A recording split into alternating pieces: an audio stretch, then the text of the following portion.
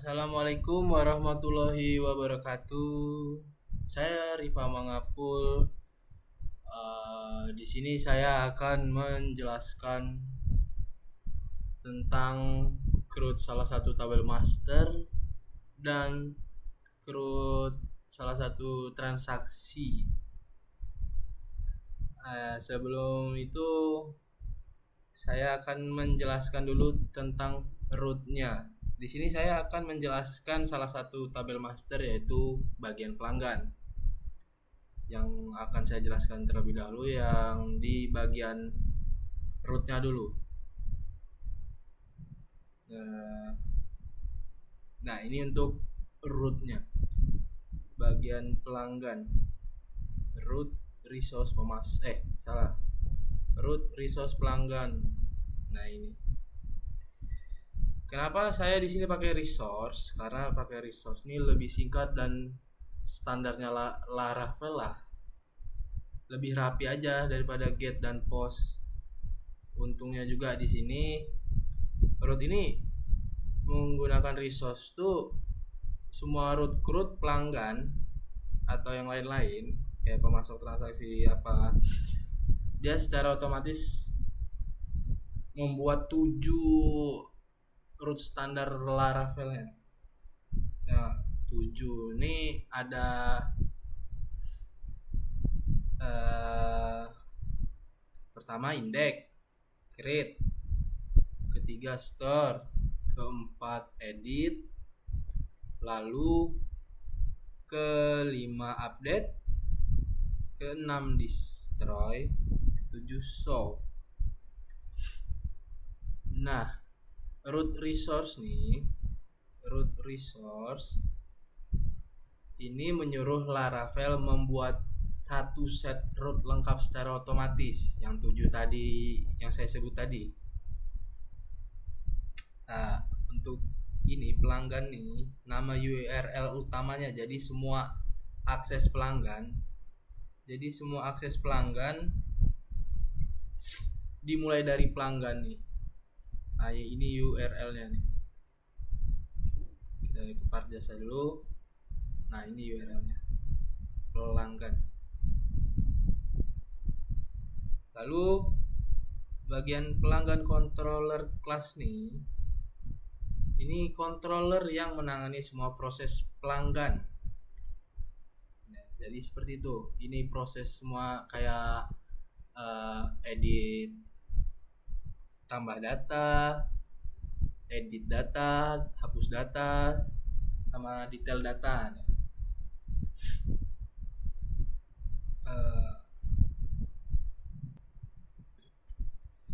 Nah, baiklah, di sini saya akan menjelaskan salah satu tabel master, yaitu tabel pelanggan. Ini untuk tampilan web, halaman webnya pelanggan ya. Nah, ini data-datanya. Dari mana data-datanya ini? Datanya ini dipanggil dari tabel pelanggan yang ada di PHP MyAdmin.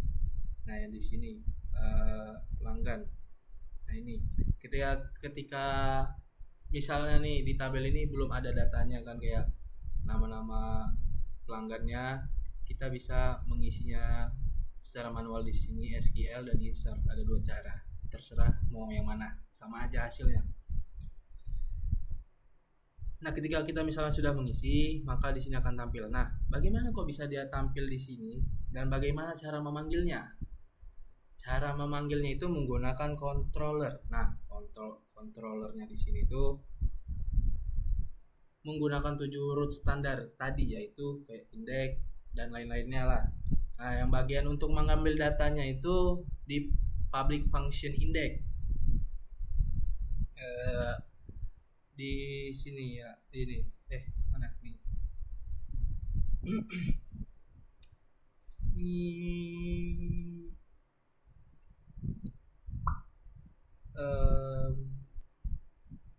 Nah, pada bagian index ini variabel pelanggan sama dengan db tabel pelanggan get, return view, pelanggan index, compact pelanggan.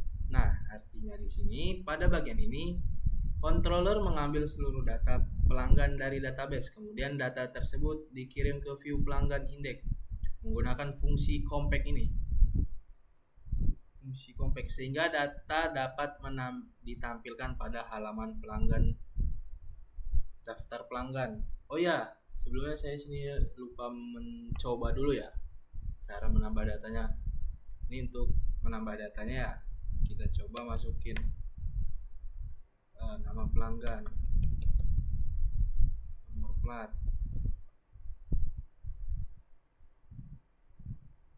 inilah tahun 2025, alamat PKU, nomor HP, bla bla bla bla. Nah, lalu kita coba simpan. Nah, berhasil disimpan. Nah, data yang baru kita masukkan tadi dia bukan hanya bertambah di sini saja, dia akan bertambah juga di database PHP MyAdmin di sini ya. Kita refresh saja. Nah, dia bertambah nih, jadi ID-nya ada 6. Oke.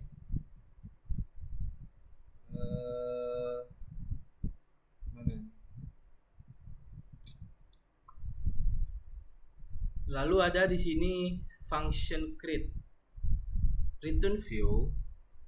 Return menampilkan view halaman create pelanggan. Nah, di sini nih untuk memanggil halaman from tambah datanya pelanggan ya. Yang ada di view di sini. View pelanggan create. Nah, dia controller create tuh root create tuh untuk memanggil create blade PHP yang ada di view ya, untuk menampilkan from tambah data yang ini tadi. Nah, ini seperti itu. Kembali. Lalu ada yang selanjutnya, ada yang namanya store. Store ini fungsinya untuk menerima data pelanggan dari from input. Ketika sudah menambah data, ketika kita sudah menambah data nih ya, kita sudah menambah data posisinya. Lalu ketika kita menyimpan datanya baru nih, kan ada tadi bacaan data tersimpan baru. Itu disitulah tugas store-nya tuh. Dia proses penyimpanannya berhasil. Nah, itulah fungsinya store tuh kurang lebih ya. Untuk menerima pelanggan dari from input, kemudian menyimpannya ke dalam tabel pelanggan menggunakan query builder. Dan setelah proses penyimpanan berhasil, sistem akan mengarahkan pengguna kembali ke halaman daftar ini serta menampilkan pesan bahwa data berhasil bertambah. Nih, data baru yang tadi yang kita tambahkan ya.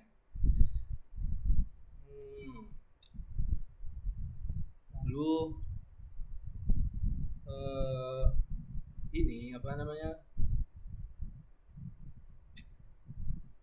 Function edit.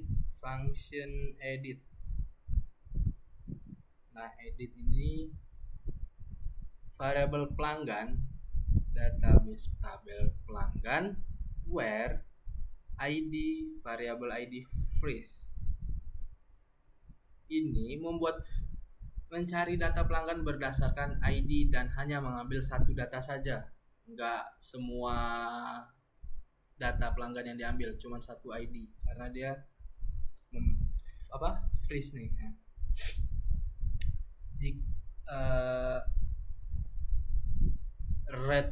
Return mana nih? Ini return redirect.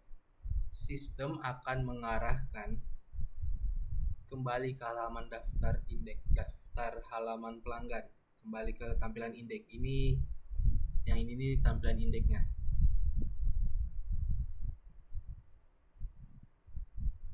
Dan untuk ini with untuk menampilkan data pelanggan jika tidak ditemukan atau error.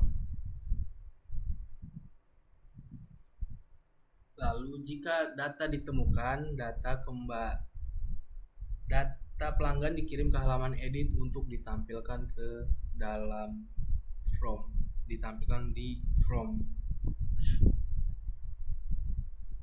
Lalu selanjutnya ada edit function public function update. Update ini untuk menerima data hasil perubahan dari from edit, kemudian memperbarui data pelanggan di database berdasarkan ID. Dan setelah proses berhasil, sistem akan mengarahkan pengguna kembali ke halaman daftar pelanggan dengan pesan sukses.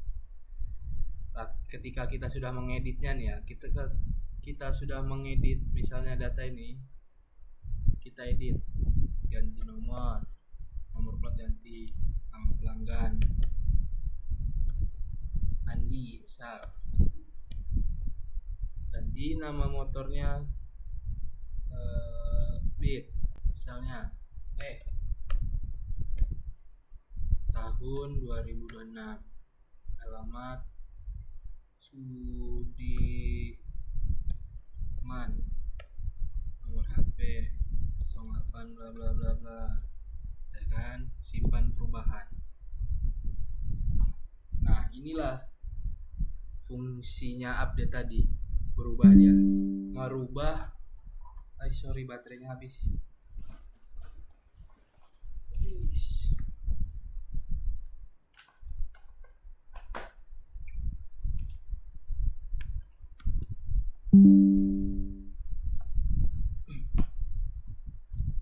Mengupdate maksudnya, mengupdate data yang sudah diedit tadi, itulah update. Lalu setelah itu habis update ada yang namanya destroy. Destroy ini ya cuman untuk fungsinya untuk menghapus data saja berdasarkan ID yang kita pilih, yang mau kita hapus itu yang mana. Setelah diproses penghapusan berhasil, sistem akan mengarahkan kembali ke daftar pelanggan, ke halaman indeks tadi, dan menampilkan pesan sukses. Saya contohkan seperti ini ya. Ini kan data yang kita tambahkan tadi, baru tadi kan. Kita tinggal pencet hapus, yakin ingin menghapus pelanggan ini. Ya. Nah, data pelanggan berhasil dihapus. Nah, inilah fungsinya destroy. Jika tidak berhasil dia, maka bacanya akan error. Lalu yang terakhir, show. Show ini detail pelanggan.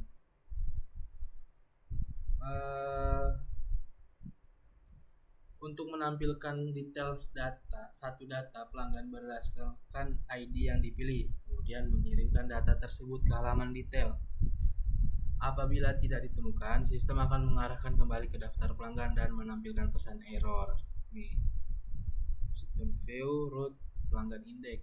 Di sini dia akan menampilkan daftar pelanggan, daftar indeksnya kembali jika error data pelanggan tidak ditemukan, detail pelanggan tidak ditemukan. Namun jika berhasil ya tampilannya akan berubah. Cuman di sini saya belum buat detailnya ya. Mungkin nanti saya akan membahasnya di bagian pembelian. Di sini ada detailnya. Nah, ini untuk detailnya.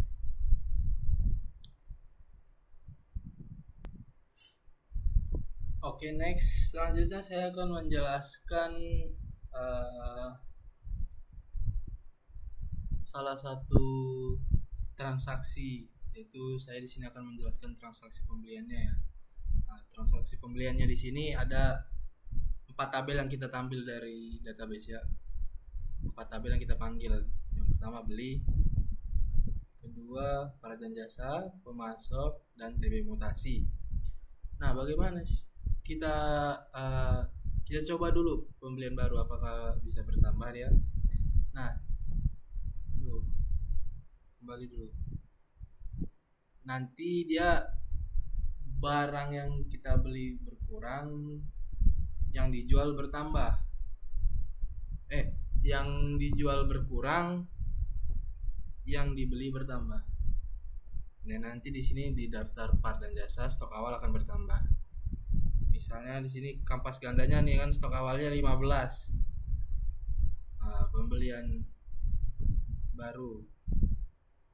Ini pilih pemasoknya. Pemasoknya Full Racing, keterangan CC misalnya ya. Lalu kita di sini kampas ganda, part dan jasanya. Barang yang mau kita beli 5 misalnya. Kan tadi 15 kampas gandanya kan, kita tambah 5, maka dia akan berubah nanti stok awal yang di part dan jasa jadi 20. Kalau berhasil akan berubah jadi 20. Ini misalnya diskon di sini saya masih bikin satuan sih. 100.000 misalnya diskon. Nah, kurang. Saya belum bikin diskon persenannya. Masih satuannya lah. Lalu kita simpan. Nah, pembelian berhasil disimpan. Dia bertambah di data pembeliannya. Lalu kita cek dulu di daftar part dan jasa ini bertambah atau tidak. Nah, stok awalnya di sini bertambah. Yang tadinya awalnya 15 jadi 20. Karena kita tadi di data pembelian kita menambahkan kampas ganda 5 barang. Untuk codingannya ya, ini untuk codingan pembeliannya sama seperti tadi, dia menggunakan 7 root. Untuk webnya juga, rootnya juga seperti itu. Menggunakan resource. Mana pembeliannya? Boleh pembelian di sini indeks. Di sini bedanya menggunakan left join. Nah, maksudnya di sini left join ini menggabungkan tabel pemasok dengan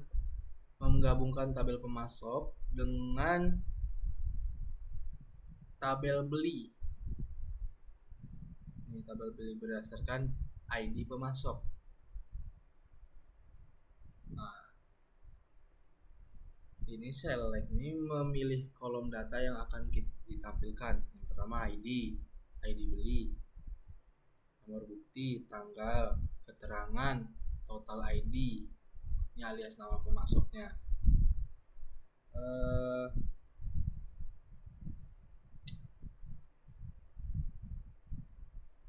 Ini return view-nya untuk mengembalikan ke tampilan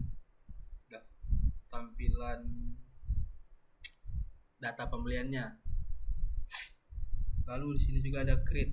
Nah, untuk create-nya tadi belum dicoba ya. Untuk create-nya menampilkan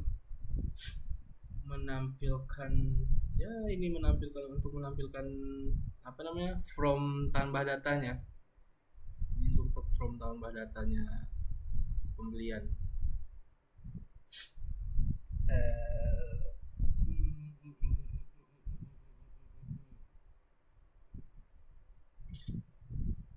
Mana tadi create-nya? Ini pemasok nih mengambil semua data pemasok untuk di drop down. Hapus. Ini mengambil semua data pemasok untuk di drop down database tabel pemasok get. Nah, untuk part ini dia mengambil semua data barang untuk dipilih saja. Nah, lalu selanjutnya ada store di sini. Seperti yang pelanggan tadi, di sini variabel request validate ini memerintahkan Laravel untuk ini tuh untuk memerintahkan Laravel untuk mengecek data yang dikirim ke from. Lalu seperti nomor bukti, tanggal, ID pemasok, dan item. Ini wajib diisi, tidak boleh kosong. Nah, ini item required array min 1 nih. Data item ini wajib ada. Harus berbentuk array dan minimal berisi 1 item pembelian. Kalau validasi gagal, apa yang terjadi, Bang? Laravel otomatis menghentikan proses.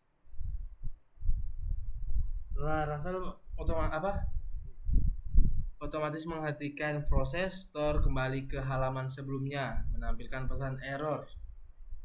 Kenapa item ini bang pakai array -1? Karena pembelian bisa lebih dari satu barang, tidak boleh menyimpan pembelian tanpa item. Nah, seperti itu. Lalu di sini ada grand total. Ini untuk hitung totalnya. Untuk menghitung total seluruh pembelian dari setiap item yang dibeli, grand total sama dengan 0. Ini menganalisis total pembelian dengan nilai awal 0. For each variable request items alias variable item menghitung total harga satu item berdasarkan jumlah dan harga beli. Nah, bagian ini menghitung total pembelian dengan menjumlahkan semua item, yaitu jumlah barang dikali harga beli, lalu dikurang diskon jika ada. Nah, di sini ada diskon.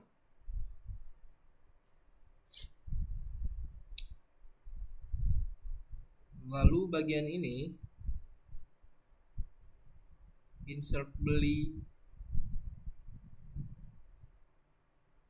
untuk menyimpan data utama transaksi pembelian ke tabel beli. Ke tabel beli sini ya guys ya. Tabel beli. Nah, ini untuk menyimpan data utama transaksi pembelian ke tabel ini. Ini kan pembelian nih. Di tampilan halaman webnya kan dia di data pembelian. Kalau di database-nya dia akan muncul di tabel beli sini.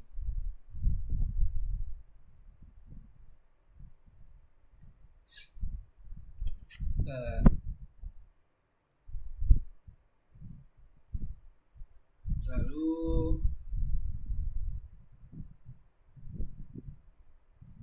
ini udah tau lah seperti yang tadi ya, pelanggan tuh menyimpan request, nomor bukti, tanggal, item, ID pemasok, keterangan, grand total. Ini menyimpan total keseluruhan pembeli yang sudah dihitung,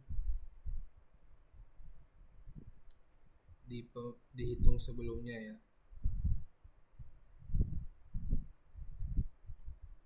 Ini bagian feed wajibnya, ID part.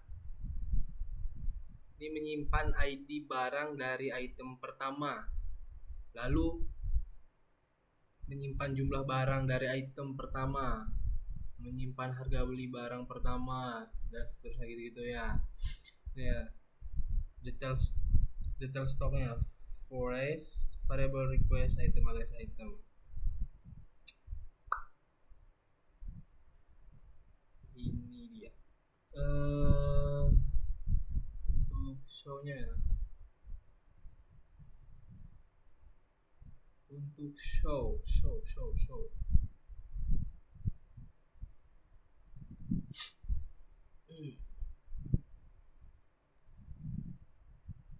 Di sini di pelanggan tadi kan belum ada detail pelanggannya, karena kalau di pembelian sini saya sudah bikin detail pembelian.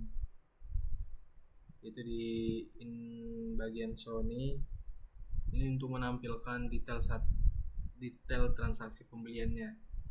Terdiri dari data header pembelian dan detail item barang.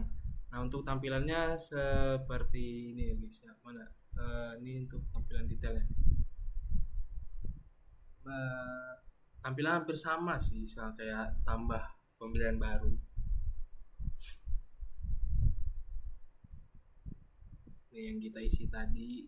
Lalu ada yang satu lagi nih.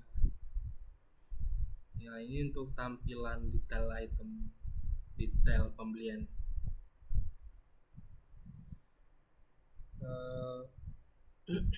Variable beli, ini left join-nya.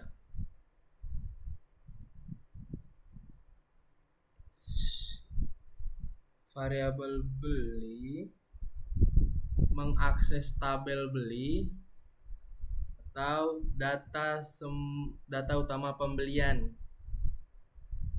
Left join pemasok left join ini menggabungkan menggabungkan tabel pemasok agar nama pemasok bisa ditampilkan.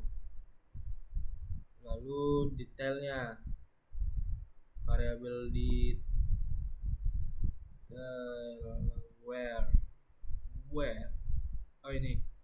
where tb mutasi nomor bukti, variabel beli nomor bukti get. Ini mengambil pembelian berdasarkan ID yang dikirim dari URL. Lalu dia menampilkan view,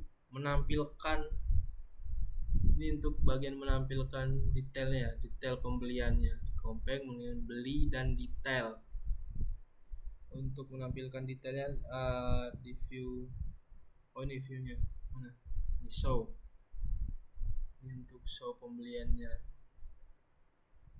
Ya, untuk tampilannya seperti yang tadi ya, seperti ini saja tampilannya.